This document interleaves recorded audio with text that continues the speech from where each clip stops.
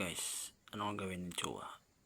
Yung 4 lang butas sa 8, pero ang ginawa niya, isang malawakang pag-iisip para magawa ng paraan yung 4. Galing din ng pag-iisip.